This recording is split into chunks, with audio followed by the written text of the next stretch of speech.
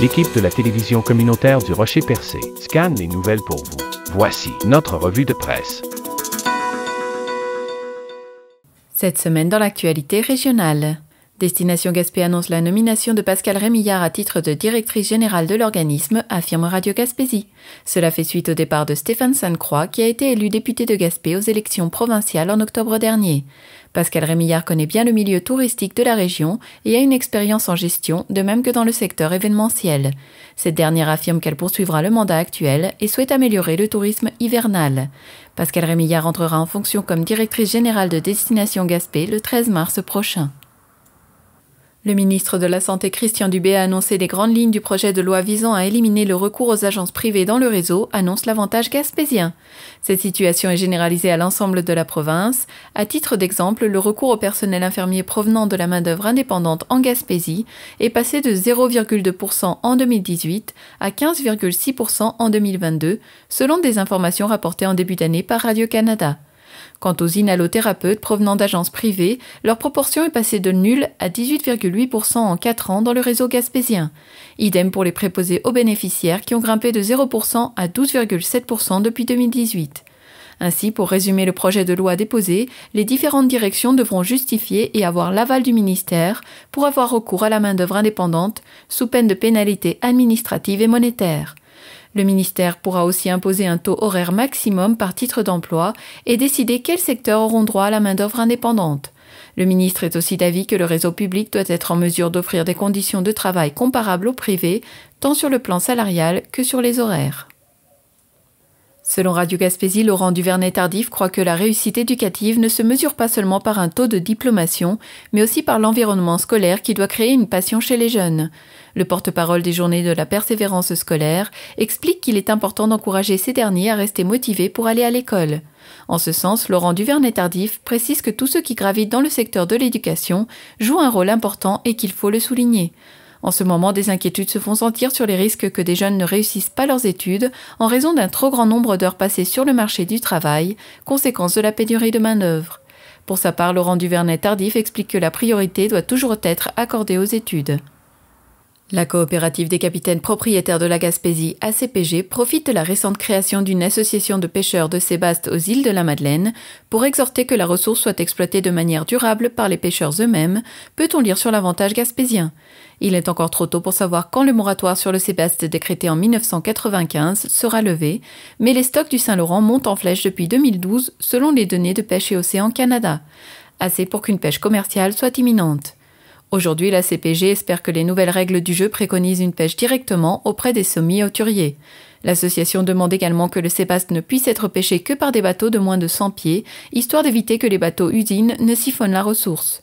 Considérant également que la biomasse de la crevette nordique suit à peu près la courbe inverse de celle du sébaste, plusieurs crevettiers pourraient être tentés de se lancer dans l'aventure. Face à la pénurie de logements à Grande-Vallée, un regroupement de citoyens en collaboration avec la municipalité et la MRC s'est donné pour mission de faire construire 13 logements abordables, nous indique Radio Gaspésie.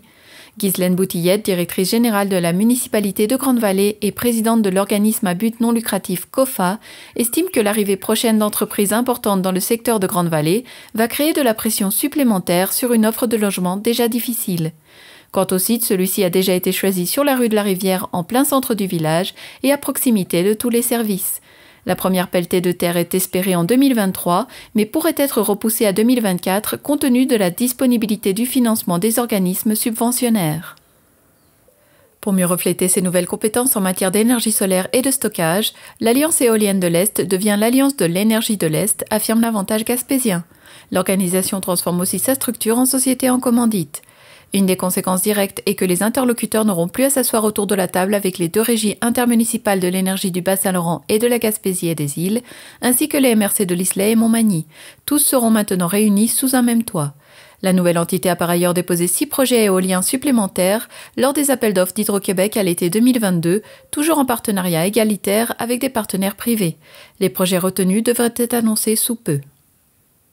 La Gaspésie a profité d'une journée douce jeudi 16 février au point où 2 records de chaleur ont été établis dans Rocher-Percé et la région de Gaspé, peut-on lire sur ma Gaspésie. Selon Environnement Canada, le mercure a atteint 10,2 degrés à Gaspé, le point le plus chaud de la région et du Québec, éclipsant la marque de 7,4 degrés établie en 1981. L'autre record a été mesuré à Cap Espoir avec une marque de 8,3 degrés. Le record précédent était de 3,6 degrés en 2016. D'ailleurs, 2016 avait permis d'établir plusieurs records dans la région, alors que dans la baie des Chaleurs, aucune marque n'a été brisée jeudi. À Gaspé, la normale est de moins 4 degrés le jour et moins 16 degrés la nuit. Le syndicat des infirmières, infirmières auxiliaires et inhalothérapeutes de l'Est du Québec accueille positivement le plan du gouvernement du Québec pour réduire le recours à la main-d'œuvre indépendante et aux agences privées, annonce Radio Gaspésie. Le ministre de la Santé, Christian Dubé, a présenté mercredi son projet de loi. Annie Bélanger, administratrice du syndicat et membre du comité national de négociation, affirme que son groupe reçoit positivement le projet de loi du ministre. Elle croit que le ministre est sérieux dans sa démarche pour encadrer le recours à la main-d'œuvre indépendante. Cependant, pour que les infirmières reviennent dans le giron du réseau public, il faudra que les conditions de travail s'améliorent considérablement. Si elle assure au ministre la collaboration du syndicat, Annie Bélanger prévient que les discussions se feront de façon officielle et non dans des forums de discussion. Le gouvernement se donne 3 ans pour abolir le recours systématique à la main-d'œuvre indépendante. Selon l'Avantage gaspésien, plusieurs personnes ont rapporté avoir été piquées lors de la soirée du 11 au 12 février dernier au bar La Mansarde de Matane. Lors de cette soirée baptisée Saint-Valentin, les célibataires étaient invités à venir faire la fête et peut-être même y rencontrer l'âme sœur. C'est toutefois une autre surprise qui attendait quelques clientes du bar, qui affirment avoir été piquées, certaines sur le plancher de danse, d'autres à la sortie de la salle de bain, selon quelques témoignages recueillis. Les clientes affirment avoir constaté un bouton rouge à l'endroit où la piqûre avait été infligée. Bien qu'heureusement personne n'ait déclaré avoir été agressé, n'en reste pas moins qu'elles auraient pu être victimes de la drogue du viol. Avisée de la situation, la Sûreté du Québec a déclenché une enquête et demande l'aide du public afin de retrouver les gens qui auraient pu avoir été témoins d'une situation en lien avec les faits allégués. Ainsi, toute personne possédant des informations sur ces agressions est priée de communiquer avec le 911 ou à la centrale de l'information criminelle de la Sûreté du Québec, et ce de manière entièrement confidentielle. Québec annonce ce vendredi 17 février la pérennisation du comité de travail sur le transport aérien régional qui regroupe plus d'une vingtaine d'intervenants pour améliorer la desserte, nous indique Magaspésie. Il sera piloté par le député de la CAQ, Yves Montigny. Les membres du comité sur le transport aérien ne s'étaient pas rencontrés depuis presque un an. Nombre d'élus municipaux réclamaient depuis plusieurs mois sa relance. C'est désormais chose faite avec l'annonce ce matin de la ministre des Transports et de la Mobilité durable Geneviève Guilbeault et de son adjoint le député Yves Montigny. Lancé dans une première version en juillet 2020, pendant la pandémie, ce comité qui regroupe des associations, des aéroports et des élus a pour objectif d'identifier et d'analyser les pistes de solutions pour l'avenir des dessertes aériennes régionales. Malgré des dégâts importants causés au Café de Lens par l'eau à la suite du bris du système de gicleurs le 6 février dernier, le centre culturel Le Griffon annonce qu'il compte demeurer ouvert en partie, nous dévoile Radio Gaspésie. La salle de spectacle et les bureaux administratifs n'ayant pas subi de dommages, Pascale Rémillard, la codirectrice du centre, explique que l'organisme espère honorer ses engagements et tout mettre en œuvre afin de conserver ses employés en poursuivant certaines activités ne nécessitant pas de services de restauration élaborés. Pour ce qui est des dégâts, l'évaluation se poursuit alors que des équipes s'affairent à conserver le plus possible les matériaux d'origine. Le plancher de la salle d'exposition ne pourra malheureusement pas être récupéré. Cependant, comme l'explique la co-directrice générale, l'espoir demeure pour ce qui est du plafond et des murs de la salle à manger.